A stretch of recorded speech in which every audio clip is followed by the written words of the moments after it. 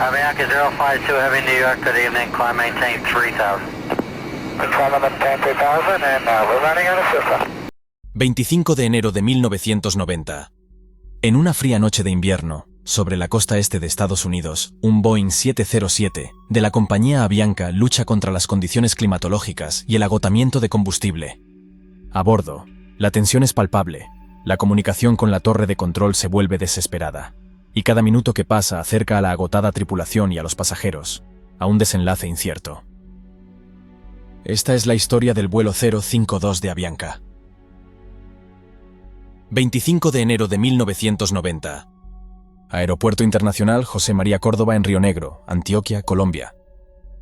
Un Boeing 707-321B de Avianca, matrícula HK 2016, se encontraba en la puerta de embarque, ultimando los detalles para un vuelo internacional hacia el aeropuerto John F. Kennedy, en Nueva York. La aeronave tenía casi 23 años de antigüedad. Fue fabricada en junio de 1967 y hasta el año 1977 había pertenecido a Pan Am. Hasta este momento, había acumulado más de 61.000 horas de vuelo. El avión estaba equipado con 4 motores JT-3D, modificados con hash kits para reducir el ruido. Había salido de Bogotá a la 1:10 de la tarde y estaba realizando una escala técnica para permitir el embarque de los últimos pasajeros. Mientras tanto, la tripulación técnica revisaba las condiciones meteorológicas en su destino y realizaba los cálculos de combustible necesarios para este vuelo internacional. Calcularon un 5% adicional de combustible debido a los hash kits y otro 5% extra debido a la antigüedad de la aeronave. Aunque se trataba de una aeronave robusta, se encontraba en un punto en que, debido a su antigüedad, su consumo de combustible era ligeramente mayor de lo habitual, por lo que el ingeniero de vuelo decidió cargar 7.000 libras adicionales de combustible. Estas reservas adicionales otorgaban unos 27 minutos extra de vuelo, un margen de seguridad crucial para la tripulación, teniendo en cuenta el congestionado espacio aéreo en el aeropuerto de destino. Este vuelo, programado como el 052 de Avianca, sería directo desde Medellín, y los cálculos iniciales del plan de vuelo indicaban una duración de 4 horas y 40 minutos. Sin embargo, los pilotos sabían que su destino, el aeropuerto JFK, era uno de los más concurridos del mundo, y cualquier eventualidad podría complicar la llegada. El capitán de la aeronave era Laureano Caviedes, de 52 años, con una amplia experiencia en vuelo. Había acumulado unas 16.700 horas hasta ese momento, la mayoría de ellas a bordo del Boeing 707. A su lado, se encontraba el primer oficial Mauricio Klotz, de 28 años, con aproximadamente 2.400 horas de experiencia de vuelo.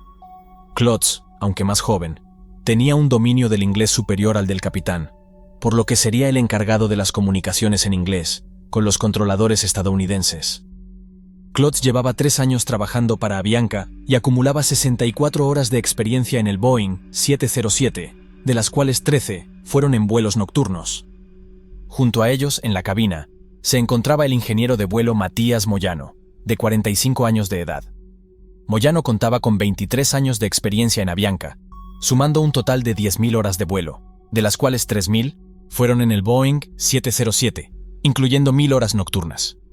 A las 3:08 de la tarde, la torre de control del aeropuerto en Medellín dio la autorización para el despegue.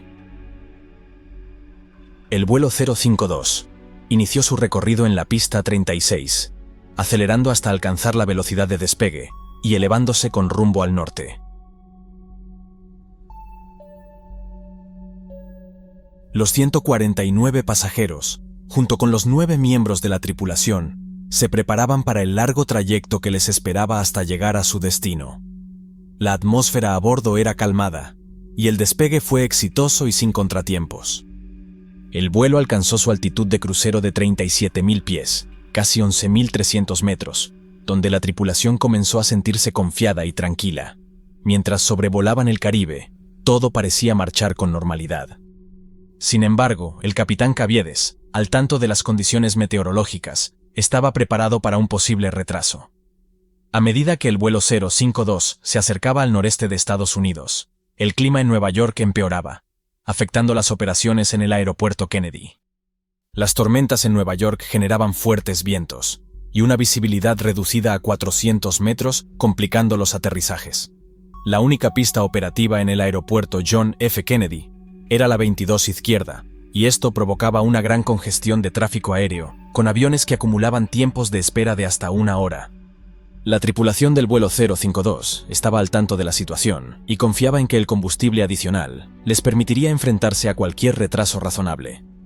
A las 5:28 de la tarde, el Boeing 707 entró en el espacio aéreo de Estados Unidos bajo el control del tráfico aéreo de Miami. En ese momento, el capitán Caviedes decidió que el primer oficial Klotz se encargase de las comunicaciones, ya que su nivel de inglés era mayor y podría transmitir las instrucciones con mayor claridad.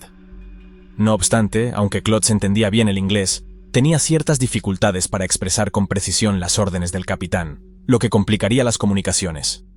En ese momento, el vuelo había consumido aproximadamente 1/3 del combustible. El capitán Caviedes revisó las reservas y confirmó que disponían de suficiente combustible para realizar un patrón de espera en caso de ser necesario. Si las condiciones empeoraban, podrían desviarse a Boston como aeropuerto alternativo.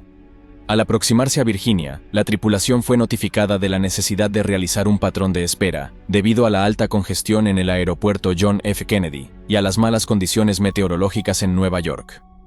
A las 7 de la tarde, el vuelo 052 recibió instrucciones para entrar en un patrón de espera sobre Norfolk, a 260 millas náuticas, 481 kilómetros, de su destino final.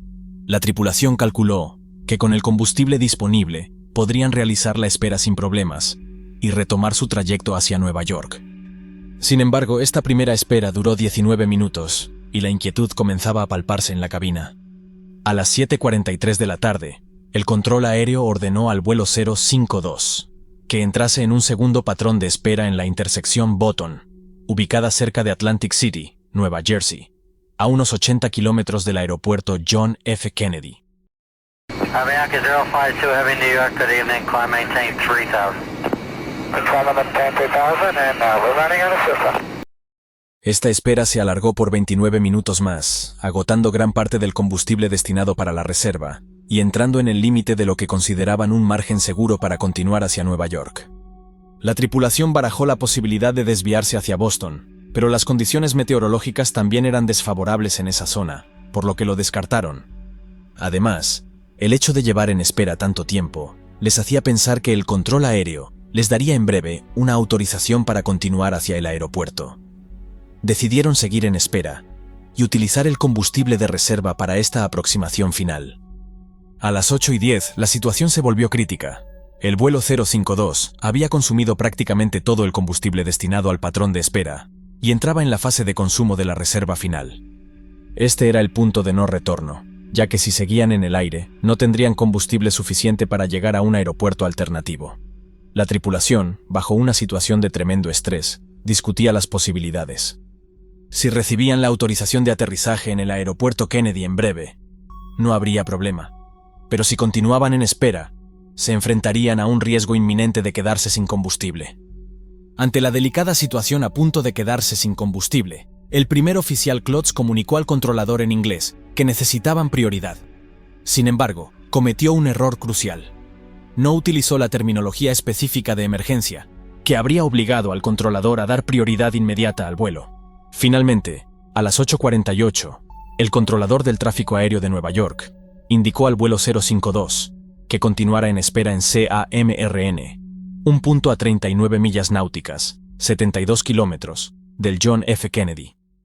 And Avianca 052 Heavy, I'm going to bring you about 15 miles northeast and then turn you back home for the approach. Is that fine with you and your fuel? I guess so, thank you very much. A las 8:55, el primer oficial volvió a intentar comunicar su situación de falta de combustible, pero nuevamente su mensaje fue confuso y no logró transmitir la gravedad de la situación al controlador, quien no interpretó la solicitud como una emergencia. Avianca 52, climb maintain 3000. Negative, sir. We're just running out of fuel. We're good. Okay, 3000, I'll be good. Okay, turn left heading 310, sir. A las 9:05, el vuelo 052 recibió finalmente la autorización para iniciar el descenso hacia el aeropuerto. En ese momento, la tripulación se sintió aliviada, confiando en que aunque la situación de combustible era crítica, podrían gestionarla si conseguían aterrizar en el primer intento. Sin embargo, La densa niebla y la baja visibilidad dificultaban el aterrizaje, y la única pista operativa continuaba siendo la 22 izquierda, la cual aún tenía una alta congestión de tráfico aéreo. El descenso comenzó con normalidad, pero al acercarse a la pista, el sistema de aterrizaje instrumental, ILS, y el indicador de senda de planeo no eran suficientes para ver las luces de la pista debido a la intensa niebla. El indicador de senda de planeo hace referencia al glide slope en inglés. Este sistema es una parte del ILS, Sistema de Aterrizaje Instrumental, que ayuda a los pilotos a mantener la trayectoria de descenso correcta mientras se dirigen a la pista, guiándolos en el ángulo exacto para el aterrizaje. A menos de 2 millas de la pista, 3 kilómetros, el Sistema de Advertencia de Proximidad al Suelo, GPWS, comenzó a emitir varias alertas de pull up, indicando que la tripulación debía corregir la altitud para evitar una posible colisión con el suelo. Sin referencias visuales de la pista, el capitán decidió abortar el aterrizaje y realizar un procedimiento de go-around, un giro y ascenso para intentar otra aproximación. Klotz, el copiloto, informó al controlador de su maniobra, pero una vez más, omitió declarar formalmente la emergencia de combustible. Executing a mass approach Avianca 052 Heavy. Avianca 052 Heavy, roger. Probably maintain 2000, turn left heading 180. Have a maintain about 2000, 180 heading. Avianca 052, you're making the left turn, correct, sir? That's right, to 180 on the heading, and we'll try once again, we're running out of fuel. Tras el primer intento fallido de aterrizaje, el controlador del aeropuerto John F. Kennedy indicó al vuelo 052 que ascendiera nuevamente a 2000 pies, 609 metros, y realizara un giro para volver a entrar en el patrón de aproximación. En la cabina de mando la situación era desesperante. El nivel de combustible estaba peligrosamente bajo, y el ingeniero de vuelo advirtió al capitán y al primer oficial que no era suficiente para mantenerse en el aire mucho más tiempo. El capitán, consciente de la situación crítica, pidió al copiloto que informara al controlador de la emergencia, pero Klotz, una vez más, no usó el término Mayday o Fuel Emergency, que hubiese obligado al controlador a dar prioridad absoluta al vuelo. Esta falta de claridad y formalidad en el lenguaje técnico hizo que el controlador no comprendiera la gravedad real de la situación y continuara dándoles instrucciones de manera rutinaria. A medida que la tripulación realizaba el giro para retomar la aproximación, el consumo de combustible continuaba. El ingeniero de vuelo, cada vez más alarmado, insistió en que la situación era insostenible y que deberían haber aterrizado en el primer intento. Sin embargo, para los pilotos, declarar una emergencia en ese momento parecía una medida desesperada, y de manera implícita se aferraron a la idea de que recibirían a tiempo la autorización para una segunda aproximación. Alrededor de las 9:13, mientras el Boeing 707 intentaba alinearse de nuevo con la pista para el segundo intento de aterrizaje, el nivel de combustible en los tanques se agotó. La única opción era descender, pero ya era demasiado tarde para un aterrizaje seguro. Los motores, sin suministro de combustible, comenzaron a apagarse uno por uno. La situación se volvió caótica, y la cabina de mando se llenó de alertas de fallos de sistemas y señales de pérdida de potencia. El primer motor en apagarse fue el número 4, seguido del número 3. Avianca 052, we just lost 2 engines and we need the priority, please. Avianca 052, turn left heading 250, intercept the localizer. Roger. La tripulación trató de mantener la calma, mientras el ingeniero de vuelo alertaba sobre el apagado inminente de los 2 motores restantes. Sin potencia en los motores, el avión se convirtió en un planeador, y los pilotos intentaron desesperadamente mantener el control. Las alarmas de baja altitud y proximidad al suelo sonaban de forma constante en la cabina, mientras los pilotos luchaban por evitar lo peor. A las 9:15, los 4 motores se apagaron, mientras el avión descendía sin posibilidad de recuperación. En un último intento por minimizar los daños, la tripulación intentó dirigir el Boeing hacia una zona menos poblada. La falta de comunicación efectiva y la decisión de no declarar una emergencia clara había sentenciado su destino. El Boeing 707 de Avianca finalmente impactó en una zona boscosa en Cove Neck, Long Island, a unos 16 kilómetros del aeropuerto. La estructura del avión se fracturó con el impacto y los restos quedaron dispersos entre los árboles. La escena del accidente era dantesca. En el lugar del impacto, 73 personas perdieron la vida, mientras que otras 85 sobrevivieron, aunque muchas con heridas graves. Además, el frío y la oscuridad de la noche hacían que las labores de rescate fueran aún más complicadas. Los primeros equipos de emergencia llegaron poco después del accidente. Inmediatamente asistieron a los supervivientes, sacando a los pasajeros atrapados de entre los restos y trasladando a los heridos a los hospitales cercanos. La pérdida de tantas vidas marcó un punto crítico en la historia de la aviación. Este accidente puso en evidencia graves problemas en la gestión del combustible y en la claridad de la comunicación entre pilotos y controladores aéreos en situaciones críticas. La Junta Nacional de Seguridad en el Transporte, NTSB de Estados Unidos, se encargó de investigar las causas de este trágico accidente. El análisis incluyó la revisión de las grabaciones de la cabina de mando, las conversaciones entre los pilotos y los controladores, y el estado técnico del avión. La investigación reveló una serie de fallos en la cadena de decisiones y comunicación, que culminaron en la catástrofe. Uno de los hallazgos clave fue la falta de una comunicación clara por parte de la tripulación sobre la situación crítica de combustible. Aunque el primer oficial intentó informar a los controladores de que estaban bajos de combustible, nunca utilizó el término de emergencia Mayday, ni fuel emergency, que habrían alertado al controlador de la gravedad de la situación y le habrían obligado a darles prioridad en el aterrizaje. Esta omisión fue señalada como un error crucial en la investigación. Además, la NTSB concluyó que el estrés, la fatiga acumulada de la tripulación y la barrera lingüística contribuyeron a una serie de decisiones erróneas. El capitán Caviedes y su tripulación se vieron abrumados por la acumulación de instrucciones de espera y el deterioro progresivo de la situación de combustible. También se observó que el inglés técnico de los pilotos no era suficiente para manejar situaciones complejas de emergencia, lo que llevó a una falta de claridad en las comunicaciones con el control de tráfico aéreo. La investigación también descubrió que aunque el controlador de tráfico aéreo no estaba completamente informado de la emergencia de combustible del vuelo 052, hubo oportunidades para que detectara la urgencia de la situación, a partir de los términos ambiguos que usaron los pilotos.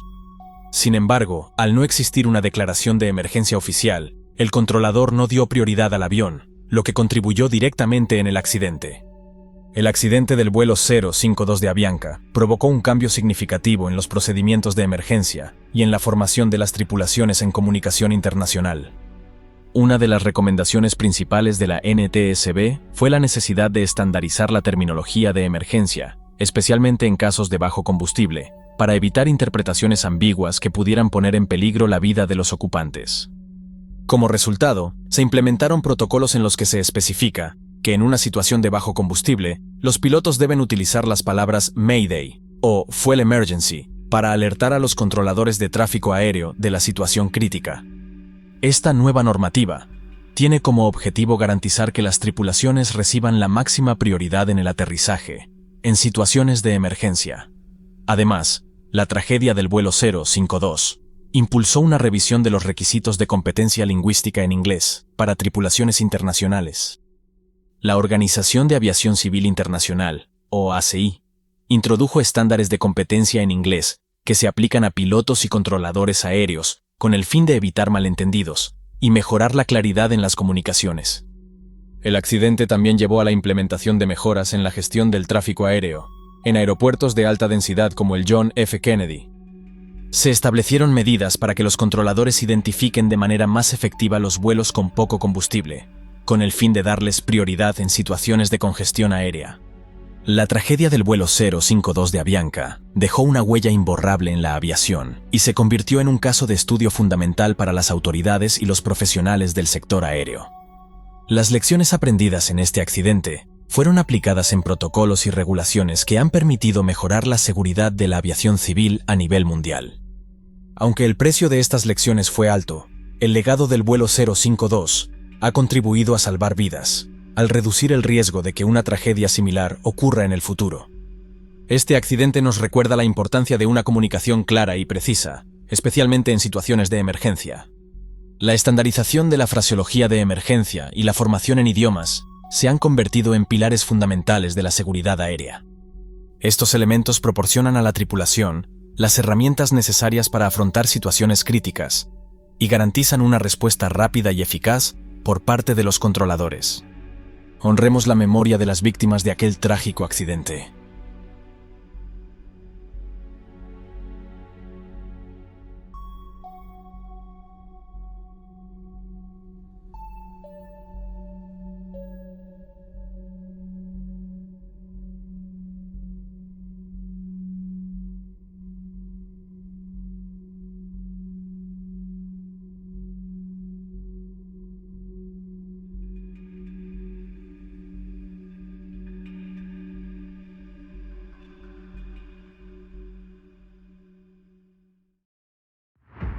En plena noche, en mitad del Océano Atlántico, un Airbus A330 que transportaba 306 pasajeros y tripulación, de repente se quedó sin combustible. Las luces se apagaron, las máscaras de oxígeno cayeron del panel superior y el ruido de los motores se sustituyó por un inquietante silencio en plena oscuridad. El enorme avión comenzó a descender hacia el océano.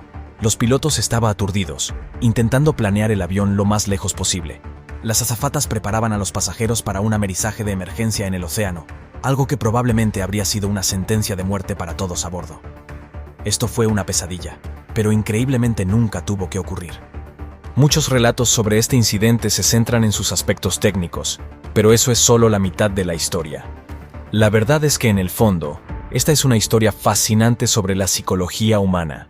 Es una historia sobre cómo las personas toman decisiones bajo presión cuando se enfrentan a información ambigua. Esta es la historia del vuelo de Air Transat 236. Antecedentes de vuelo. La noche del 23 de agosto de 2001, 293 pasajeros y 13 tripulantes embarcaron en un Airbus A330 de Air Transat, en el aeropuerto de Pearson en Toronto, Canadá. Se dirigían a Lisboa, en Portugal, a 7 horas de viaje. La mayoría de los pasajeros iban de vacaciones y esperaban disfrutar del soleado clima de Portugal durante unas semanas, aunque también había muchos portugueses que volvían a casa. No tenían ni idea cuando subieron al avión esa noche de que un fallo crítico en uno de los motores pondría en grave peligro sus vidas a mitad de camino en pleno Océano Atlántico. A330. Los pasajeros no deberían haber tenido motivos de preocupación, ya que el Airbus A330 era un avión de última generación. Un avión provisto de potentes ordenadores que dan todo tipo de información a los pilotos, y con cientos de sensores a bordo. Todos sus sistemas estaban automatizados y desde su introducción hace unos años, se había consolidado como uno de los aviones más seguros del cielo. La aeronave utilizada para este vuelo tan solo tenía 2 años. Los pilotos.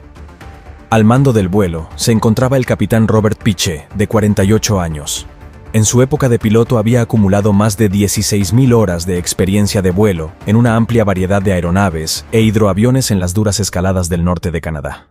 Sin embargo, para ser un piloto de aerolíneas, tenía una historia poco habitual. Antes de ser contratado por Air Transat, había cumplido 16 meses de una condena de 5 años de cárcel, tras ser sorprendido contrabandeando marihuana a Estados Unidos en una avioneta.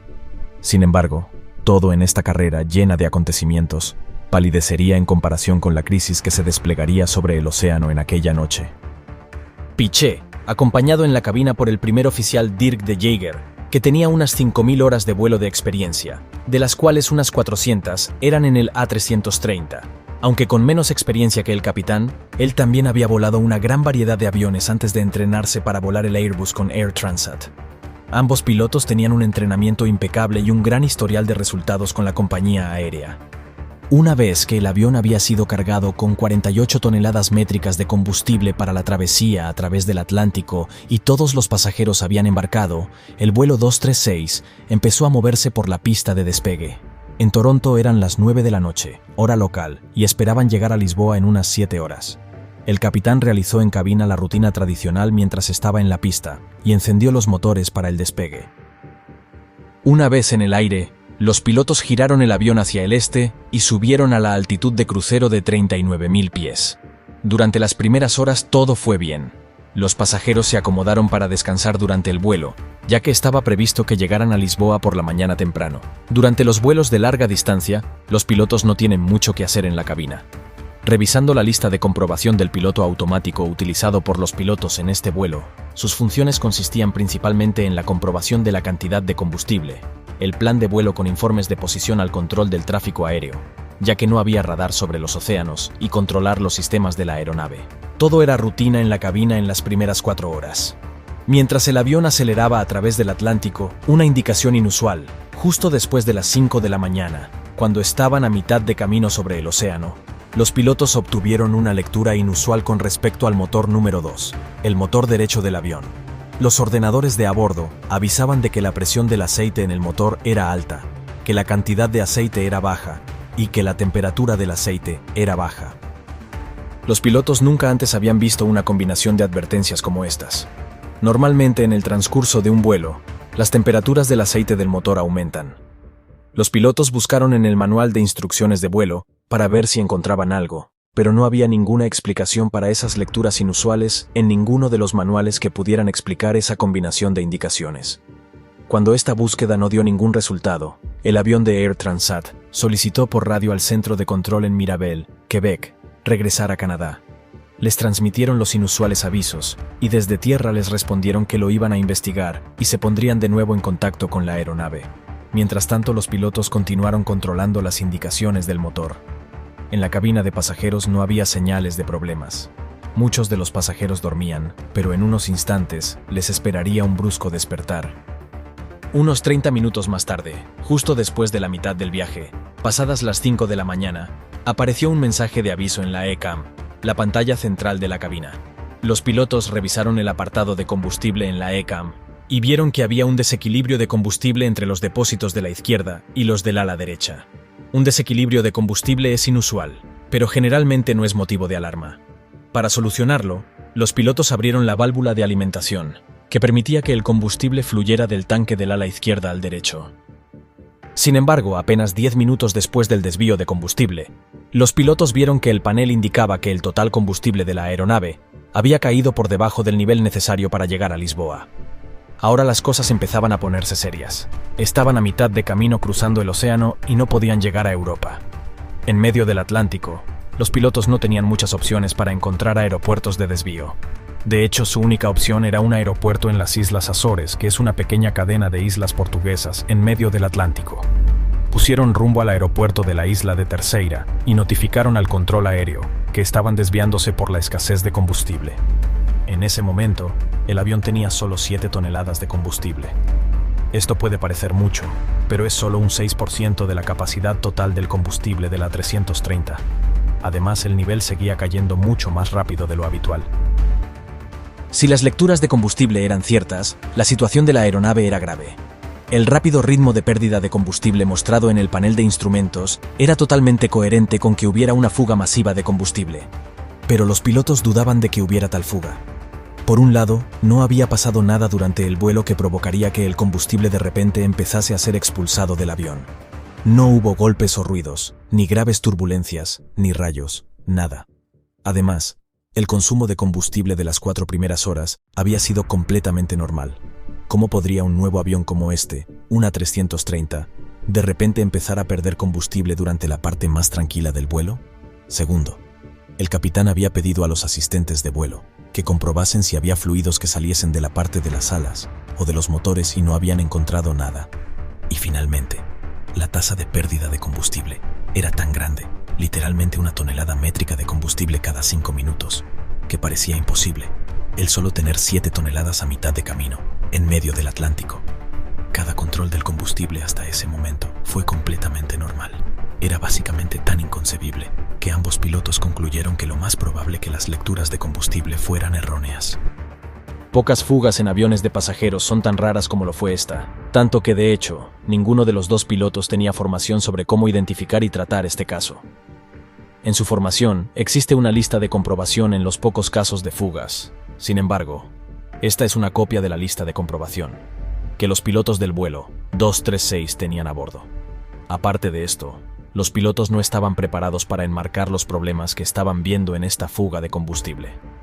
Además, ya tenían más o menos la conclusión de que las indicaciones que habían recibido antes sobre el aceite del motor eran probablemente erróneas. En un avión complicado como el A330, los datos erróneos generados por sensores defectuosos no son, ni mucho menos, un hecho inaudito. Así que cuando los pilotos vieron que el nivel de combustible mostraba niveles increíblemente bajos, asumieron que estas indicaciones eran erróneas también. Pero la trágica realidad, por supuesto, era que los pilotos tenían razón al pensar que tanto las indicaciones del aceite del motor y el poco nivel de combustible estaban relacionadas. Aunque lo que no sabían los pilotos era que el factor común que explica a ambos no era un fallo informático, sino una fuga de combustible en el motor derecho. En el interior del motor número 2, una tubería hidráulica vibrante había rozado la cubierta exterior de una tubería de combustible, rompiéndola y haciendo que el combustible saliera disparado hacia el motor a una velocidad aterradora. Esto había sido la causa, tanto de las indicaciones extrañas del aceite del motor y de las indicaciones de bajo combustible. El fenómeno psicológico conocido como el sesgo de confirmación desempeñó un papel crucial aquí. El modelo mental inicial de la tripulación sobre su situación era que los indicadores del aceite del motor fueron el resultado de un error en los sensores. Construyeron una imagen de la situación en lugar de investigar y buscar pruebas que reforzasen sus argumentos, para confirmarlo o no. Incluso mientras recibían nuevas evidencias que sugerían que podría haber fugas de combustible por su desequilibrio y la rápida pérdida del mismo en los indicadores, los pilotos se olvidaron de dar un paso atrás y reevaluar su hipótesis inicial. Es bien sabido en psicología que en condiciones de estrés y alta carga de trabajo, este fenómeno es especialmente potente. Los pilotos estaban tan ocupados hablando y revisando la lista mantenimiento y de control y coordinando el desvío de su trayectoria con la tripulación de cabina y con el control de tráfico, que tenían pocas oportunidades de reevaluar su comprensión de la situación. A pesar de haber suministrado combustible del depósito izquierdo al derecho minutos antes, el desequilibrio entre los dos depósitos seguía existiendo. De hecho, el avión estaba perdiendo combustible a un ritmo vertiginoso, pero por las razones que acabamos de mencionar, los pilotos no podían creer que hubiera una fuga de combustible. A pesar del alto nivel de automatización del Airbus A330, no había ninguna advertencia que indicara a los pilotos que había una fuga. La única forma en que podrían determinarlo era controlando el ritmo de pérdida de combustible en cada tanque. Pero por si acaso había una fuga de combustible en el ala derecha, los pilotos encendieron las bombas de combustible del ala derecha y apagaron las del ala izquierda para invertir la dirección de la alimentación cruzada, de modo que el combustible del tanque del ala derecha se utilizaba ahora para alimentar ambos motores. La tripulación se puso de nuevo en contacto con el Centro de Control de Mantenimiento de Air Transat y les informó de las inexplicables indicaciones de bajo nivel de combustible. En ese momento el avión solo tenía 4,8 toneladas de combustible, en lugar de las 17 toneladas que debería tener. Durante su conversación con el control de mantenimiento, la cantidad de combustible siguió descendiendo. Los pilotos consideraron llevar a cabo el procedimiento de fuga de combustible, pero el capitán finalmente decidió no hacerlo, porque el procedimiento requería que descendieran a 20.000 pies.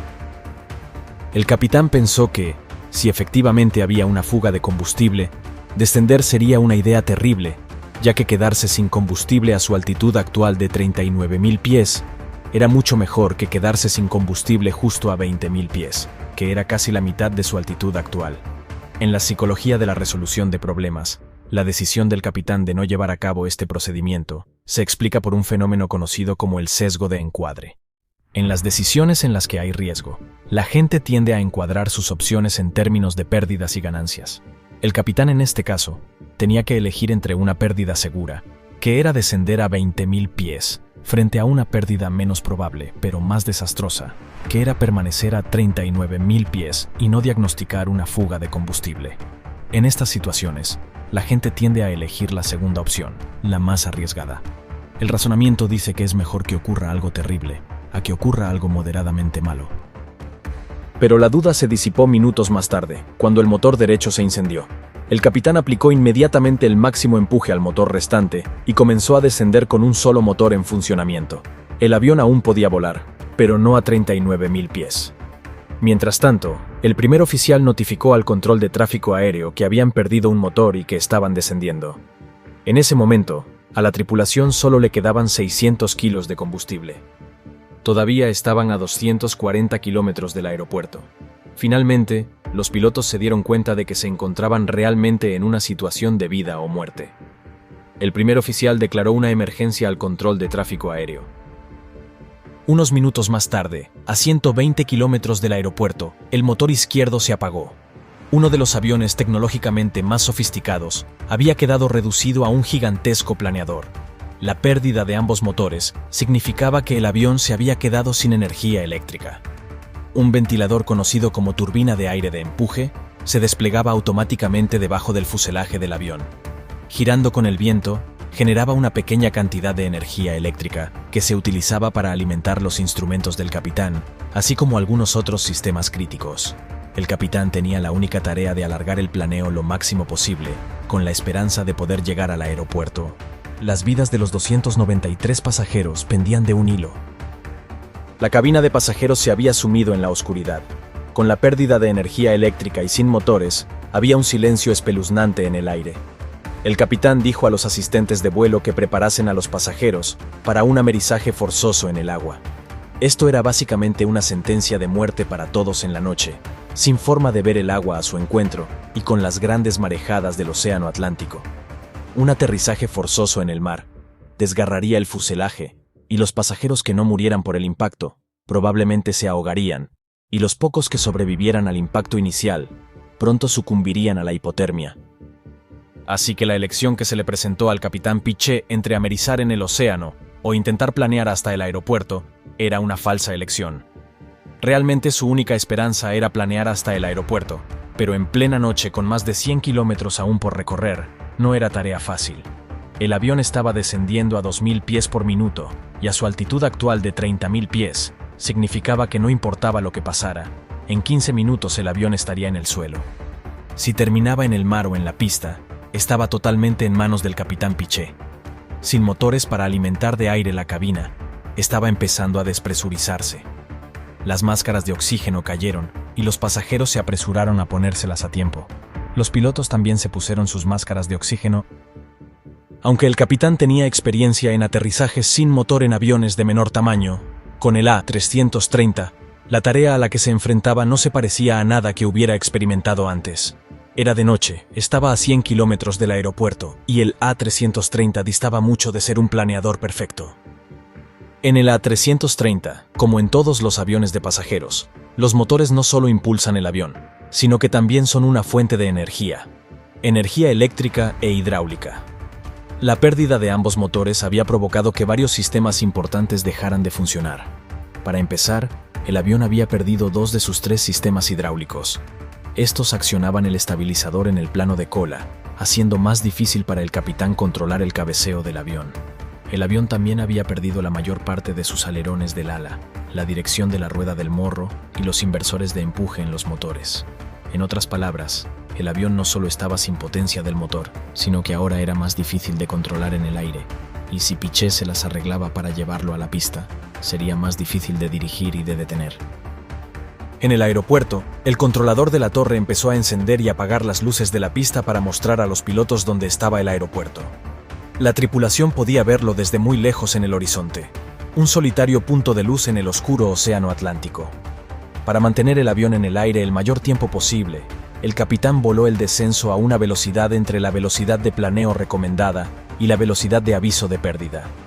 Si se encontraba a demasiada altitud en la aproximación, podía descender más rápido para perder velocidad. Pero si acababa demasiado bajo, no habría forma de recuperar esa altitud. Quería mantener tanta altitud como fuera posible durante el descenso, pero había algunas limitaciones más con las que Piché tenía que lidiar. Tenía que mantener su velocidad por encima de 140 nudos, o la turbina de aire dejaría de generar electricidad. Al mismo tiempo, no podía ir más rápido de 200 nudos, o el tren de aterrizaje no se extendería. Y como planeaba, la única manera de controlar su velocidad era inclinando el morro hacia arriba o hacia abajo. Detrás, los 293 pasajeros se preparaban para amerizar en el océano. Las azafatas les enseñaron a adoptar la posición correcta. La cabina estaba en un silencio sepulcral mientras los minutos pasaban descendiendo. A medida que el capitán se acercaba al aeropuerto, vio que sus intentos de mantener el avión alto habían funcionado, solo que habían funcionado demasiado bien y ahora había un nuevo problema. El avión estaba demasiado alto. Estaba a 8 millas y todavía a 13.000 pies. En una aproximación normal habría estado a unos 3.000 pies. En este punto, si hacía la aproximación, ahora tendría que descender abruptamente, lo que aumentaría su velocidad aerodinámica hasta el punto de hacer imposible el aterrizaje. Así que, dada la falta de potencia de los motores, Piché tuvo que distanciarse un poco de la pista y comenzó un giro de 360 grados para perder altitud. Durante este giro, el primer oficial bajó el tren de aterrizaje y extendió las lamas de la parte delantera de las alas, que proporcionaban una sustentación adicional, que permitía al avión volar más despacio sin producir demasiada resistencia. Este giro fue una maniobra inquietante, ya que a la mitad, el avión estaba de espaldas al aeropuerto. Finalmente, después de 20 minutos, el capitán niveló las alas mientras la pista volvía a estar a la vista. Sin embargo, todavía estaba alto, y ya no lo suficiente como para hacer otro giro de 360 grados. Debido a esto, a medida que se acercaba al aeropuerto, llevó a cabo una serie de giros, inclinando el avión hacia la izquierda y luego hacia la derecha, en un intento de poner más distancia entre él y la pista. Se enviaron a todos los vehículos de rescate para recibir a la aeronave en la pista. Los bomberos y las ambulancias esperaban en la pista preparándose para el aterrizaje forzoso de una 330. El primer oficial controló cuidadosamente la velocidad del avión, mientras el capitán realizaba la aproximación final sin alerones. Tuvieron que mantener una velocidad mucho mayor de lo normal, unos 200 nudos en comparación con los 145 habituales. Aproximadamente el primer oficial dijo en voz alta las velocidades y altitudes para ayudar al capitán mientras llegaba a su encuentro. Piché tenía una oportunidad para llevar el avión a la pista. Finalmente, el avión golpeó la pista con fuerza y 8 de los 12 neumáticos reventaron. El avión rebotó antes de bajar de nuevo al suelo de nuevo. El avión era extremadamente rápido y sin la mayoría de los alerones de las alas y sin empuje inverso del motor, no estaba frenando. Además, el sistema antideslizamiento no funcionaba, por lo que cuando el capitán pisó los frenos, las ruedas se bloquearon. El enorme avión estaba derrapando por la pista, sus neumáticos se habían desgastado hasta la llanta. Finalmente, después de un aterrizaje chirriante, el avión derrapó hasta detenerse. Las 306 personas a bordo estaban a salvo. El capitán ordenó una evacuación y todos los pasajeros lograron escapar del avión. En unos segundos, se inició un incendio en las ruedas izquierdas del tren principal, pero fueron extinguidas rápidamente por los equipos de bomberos que estaban en posición al encuentro del avión. En un principio, la tripulación fue recibida como héroes, ya que habían realizado con éxito el planeo más largo de un avión de pasajeros en la historia de la aviación, sin pérdida de vidas humanas. Pero pocos días después, se plantearon preguntas acerca de cómo los pilotos acabaron sin combustible sobre el Atlántico.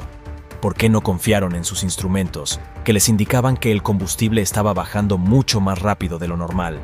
Y que si los pilotos habían llevado a cabo alguno de los escenarios alternativos de fuga de combustible cuando iniciaron el desvío, tanto si era el procedimiento de fuga de combustible, habrían aterrizado con al menos 3,8 toneladas métricas de combustible. El origen de la fuga de combustible. En cuanto a la fuente original de la fuga de combustible, los investigadores encontraron que el mantenimiento se había llevado a cabo en el motor número 2. Poco antes del vuelo, un técnico había sustituido una parte del motor, con una parte que estaba destinada a otra aeronave. Esto había llevado a una línea hidráulica a hacer contacto con un tubo de combustible. La línea hidráulica vibró y presionó contra el tubo de combustible que se rompió, causando una masiva fuga de combustible. Aunque el informe final afirmaba que el hecho de que el piloto no reconociera la fuga de combustible a tiempo contribuyó a que la aeronave se quedara sin combustible, también elogiaba su manejo de la situación una vez que los motores fallaron. He aquí un extracto del informe final. Aproximación y aterrizaje. El manejo de la aeronave por parte del capitán durante el descenso y aterrizaje sin motores fue notable, dado que la situación era estresante, era de noche, había pocos instrumentos disponibles, el control del cabeceo era limitado y nunca había recibido formación para este tipo de perfil de vuelo, continuaba diciendo. El primer oficial proporcionó un apoyo completo y eficaz al capitán durante el descenso y aterrizaje sin motores, con éxito. Un año después del incidente, tanto Piché como Jagger fueron galardonados con el Premio Superior Airmanship por la Asociación de Pilotos de Líneas Aéreas, en reconocimiento a su extraordinaria habilidad en la ejecución de un aterrizaje sin motor de un Airbus A330. Hasta el día de hoy ostentan el récord del planeo más largo de un avión de pasajeros, en un vuelo de aproximación y aterrizaje.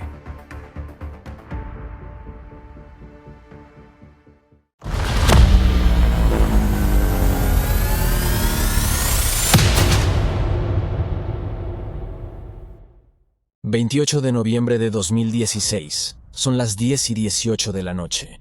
...nos encontramos en el bullicioso Aeropuerto Internacional Viru, en la hermosa Santa Cruz de la Sierra, Bolivia. La atmósfera está cargada de emoción y ansias de aventura, especialmente para los pasajeros del vuelo 2933 de la pequeña aerolínea boliviana llamada Lamia. En ese momento, el protagonista de esta historia, un Avro RJ-85, un avión británico con 4 motores y capacidad para 85 personas, se encuentra listo para despegar con destino al aeropuerto José María Córdoba en Río Negro, Colombia. Un vuelo que prometía llevar a los pasajeros a través de los cielos y aterrizar en sus destinos deseados.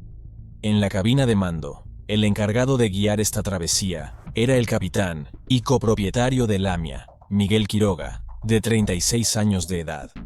Tenía aproximadamente 6.700 horas de vuelo, de las cuales casi la mitad fueron en Lamia. Su responsabilidad no solo recaía en pilotar la aeronave, sino también en garantizar la seguridad y bienestar de los 77 pasajeros a bordo, entre los cuales se encontraba el equipo brasileño de fútbol chapecoense, junto con su directiva y varios periodistas, quienes estaban ansiosos por disputar el partido de ida de la final de la Copa Sudamericana en tierras colombianas. Aunque Lamia es una aerolínea pequeña, con poco más de 10 empleados, la pasión y dedicación de su equipo se reflejaban en cada detalle. La atmósfera a bordo era animada, mezclando la expectativa del viaje con la emoción del importante evento deportivo que aguardaba en el destino final. Sin embargo, antes de que el avión emprendiera su vuelo, surgió una pequeña disputa entre el capitán Quiroga y un técnico subcontratado encargado del repostaje y la revisión del avión. El dilema giraba en torno a la cantidad de combustible necesaria para el trayecto.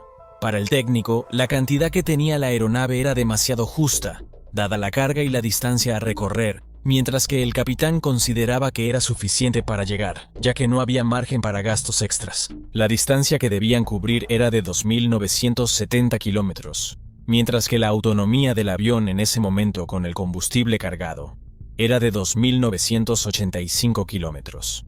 Una diferencia aparentemente mínima, pero en el mundo de la aviación, cualquier error en el cálculo del peso y el combustible puede comprometer la seguridad del vuelo. En este momento crucial, con las tensiones entre el capitán y el técnico, la aeronave se encontraba en una encrucijada, donde la precisión en los detalles y la toma de decisiones adecuadas son cruciales. ¿Cómo se desarrollará este vuelo lleno de expectativas y sueños, pero también marcado por pequeñas tensiones antes de despegar? Finalmente, a las 10:18 de la noche, hora local, el vuelo 2933 de Lamia emprendía el despegue desde el Aeropuerto Internacional Viru Viru, en Bolivia. En la tranquila madrugada, exactamente a las 2:36 am, después de 4 horas de vuelo, el vuelo 2933 se adentró en la fase crítica de su travesía al iniciar su aproximación al Aeropuerto José María Córdoba, en Río Negro, Colombia. Sin embargo, el destino tenía otros planes reservados para este viaje lleno de tensiones y desafíos. A unos 25.000 pies de altitud, cuando la aeronave se encontraba en plena maniobra de descenso, una alarma estridente rompió la calma a bordo. La alerta repentina generó tensión en la cabina, ya que solo disponían de combustible para 20 minutos más.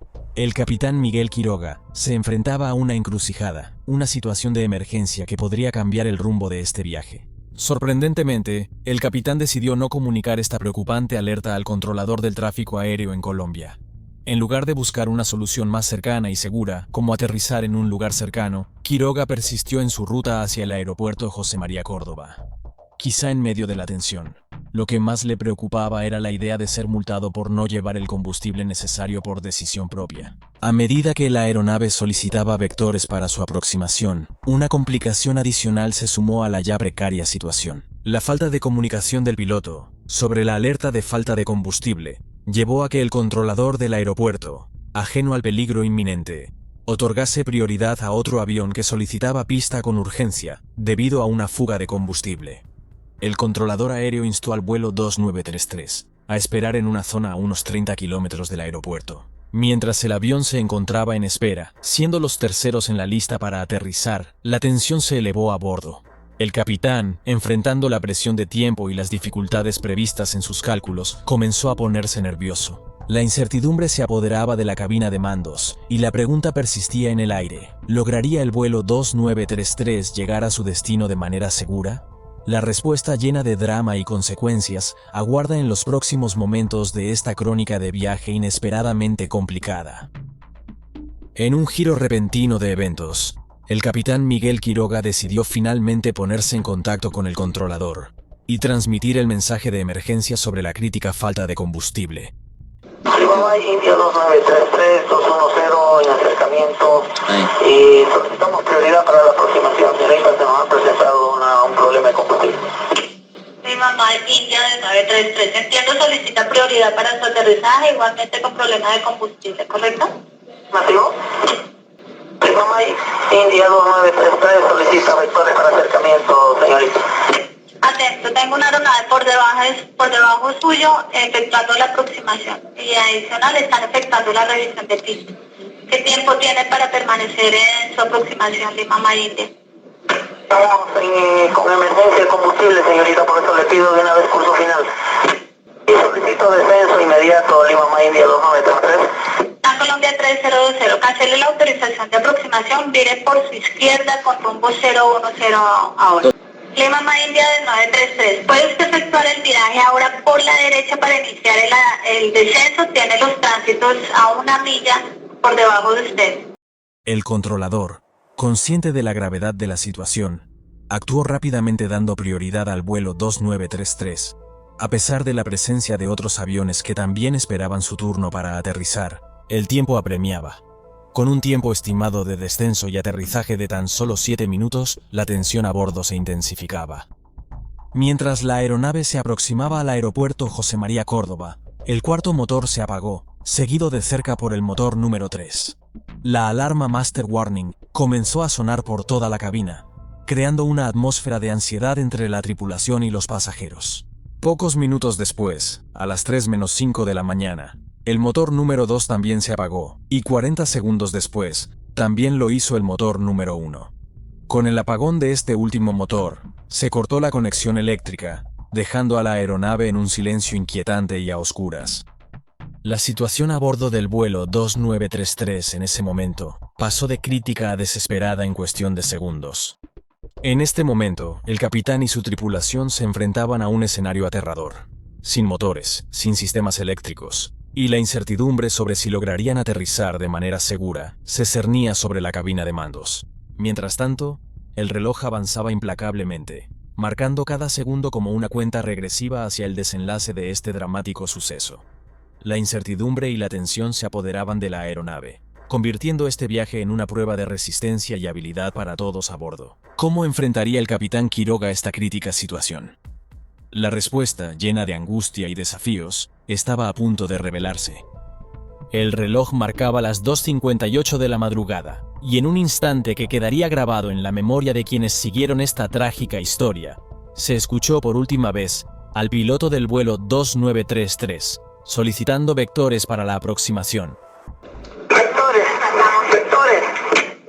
Está a 8.2 millas de la pista.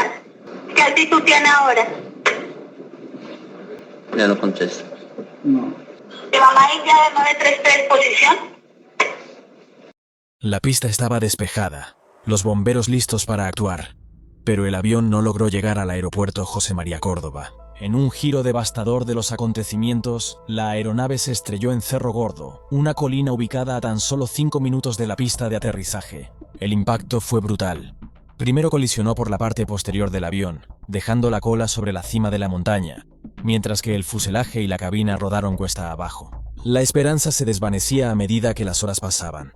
Aproximadamente media hora después del impacto, los primeros equipos de rescate llegaron al lugar del siniestro. Sin embargo, la operación se vio obstaculizada por la espesa niebla que envolvía la zona, dificultando incluso la llegada de algunos helicópteros de las Fuerzas Aéreas colombianas. La mayor parte de los equipos de rescate finalmente llegaron 2 horas después del accidente. Se encontraron con los restos del avión esparcidos a través de un área de unos 100 metros. La tragedia había dejado una marca indeleble en aquel cerro, testigo silencioso de la colisión que puso fin al vuelo 2933 de la MIA. El impacto no solo se sintió físicamente, sino que resonó en el corazón de los familiares, amigos y compañeros de los 77 ocupantes de la aeronave. La esperanza se transformó en dolor, y la incertidumbre se materializó en el paisaje desolador de los restos del avión, dispersos en la colina. En ese momento, la unión de los equipos de rescate se convirtió en el único rayo de luz en medio de la oscuridad que envolvía este trágico suceso. La cruel madrugada del 29 de noviembre cedía paso al ardor de la mañana cuando Alan Rose, uno de los jugadores del equipo chapecoense, se convirtió en el primer superviviente en llegar al hospital de La Ceja. El alivio inicial se vio empañado por la realidad implacable. Aunque inicialmente se rescataron 6 personas con vida, una de ellas no pudo vencer las secuelas del accidente y falleció horas después en el hospital. La esperanza se aferraba al rescate continuo, y a las 5:40 horas de la mañana se encontró al último superviviente, el futbolista Neto.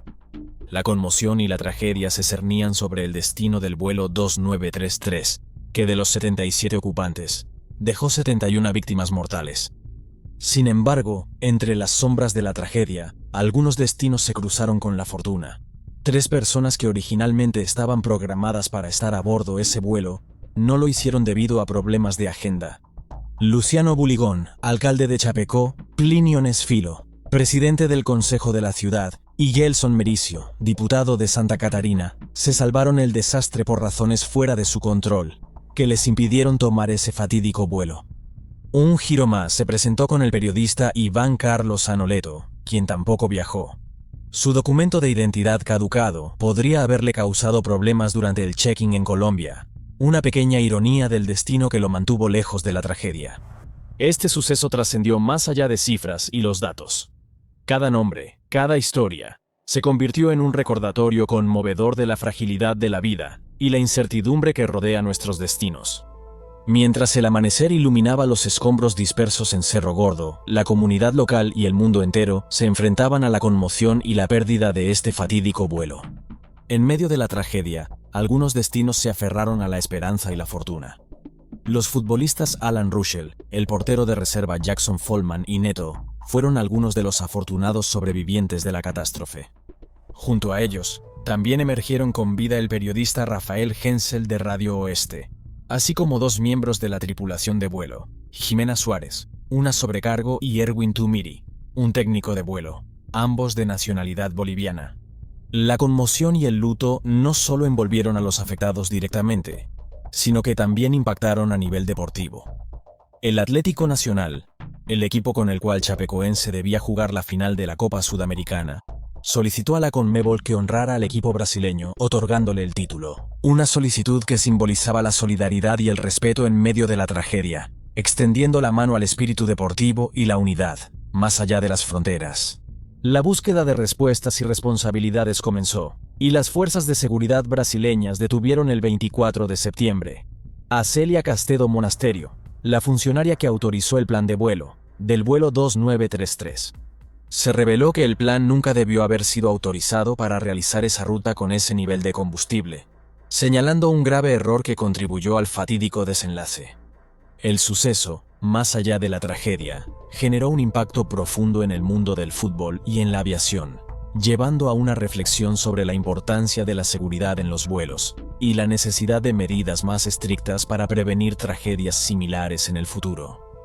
La historia del vuelo 2933 se convirtió en un recordatorio doloroso de la fragilidad de la vida, pero también en un llamado a la solidaridad y a la búsqueda de justicia, para honrar la memoria de aquellos que perdieron sus vidas.